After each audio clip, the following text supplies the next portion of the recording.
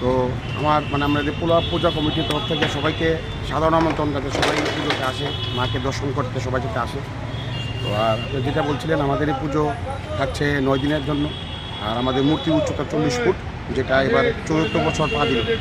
তো আমরা এই প্রতি বছরই এরকম ত্রিপুরার সবচেয়ে বড় সরস্বতী মার পুজো হয়ে থাকে। আগামী দিনেও এটা জারি থাকবে, যাতে ত্রিপুরা সবচেয়ে বড় পুজো হয়ে থাকে আর কি। কার উদ্যোগে হচ্ছে? এটা অ্যাকচুয়ালি আমাদের এএমসি ওয়ার্ড 40 নম্বর ওয়ার্ডের পক্ষ থেকে পূজাটা করা হচ্ছে।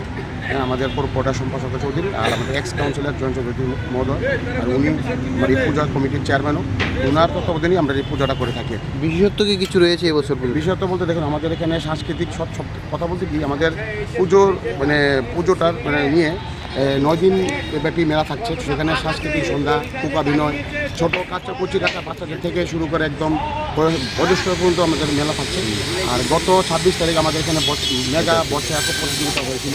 তো সবকটা মিলিয়ে সবাদের জন্য আমাদের কার্যক্রম থাকে, একটা প্রোগ্রাম থাকে।